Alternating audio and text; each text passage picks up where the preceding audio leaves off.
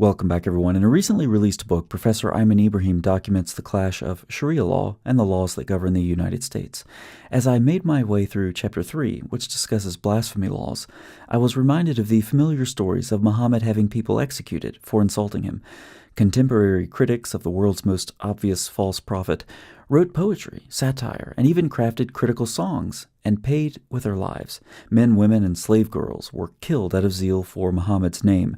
After summarizing these accounts, Professor Ibrahim comments, "These are not isolated stories dug up by hostile critics. They are narrated in the foundational Islamic sources, the Sirah, the biographical literature of Muhammad's life, and the Hadith collections, as Islamic examples of appropriate, even praiseworthy responses to the offense of insulting God's messenger. They became the legal precedents on which 1,000 years of Islamic blasphemy jurisprudence was built." But there's an additional feature of these blasphemy laws that non-Muslim nations know all too well. And unlike apostasy law, where the threat is directed at those who change their religion, blasphemy law reaches outward. It reaches non-Muslims.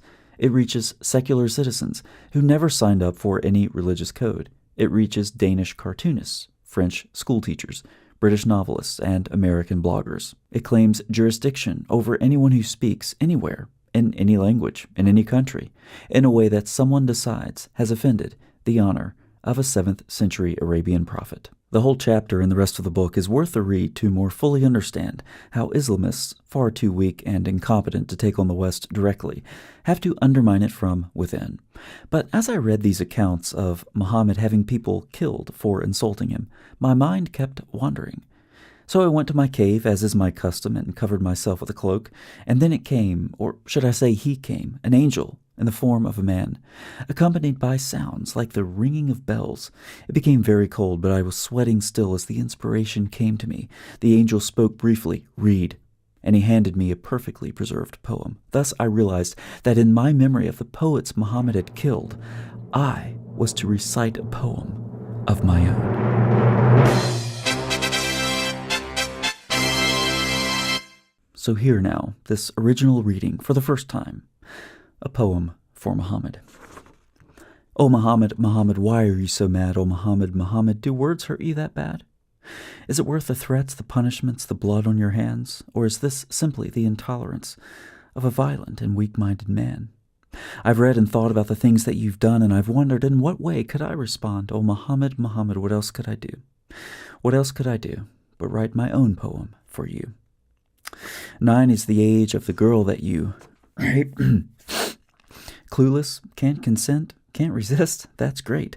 You were 50-something years old when you slept with a child. If it wasn't for YouTube's censorship, this stanza wouldn't be so mild. You would have sex with lots of women with only one bath. Gross, but was it young girls or your smoking hot cousin you enjoyed the most? Or was it the women you owned, you slept with from time to time? All of this seems so wrong. Except Allah said it was fine. You said women aren't very smart compared to you, but you thought counting the fingers of a lizard would tell you if it was a transformed Jew. Speaking of those Jews reminds me of a story I love so much, about the time when the mighty Muhammad was defeated by a Jew in a hairbrush. You gave us a book from Allah that sounds like a bunch of recycled stories. It's all just fiction and fables, and I've heard that some people use it for paper in their lavatories. But desecrating the Quran is something else you should never do. Because Islam is a religion of peace, as if repeating that mantra makes it true. You recited verses from Satan and your followers couldn't tell them apart. So much for the miraculous Quran. I have no idea how that nonsense ever got started, and you left us with a Sharia so we can follow your lead, right into hell, where you are now, gnashing your teeth. O Muhammad, Muhammad, why are you so mad? O Muhammad, Muhammad, do words hurt you that bad? You torture, you kill, there's nothing you won't do. And these words are so harmful only because they're true.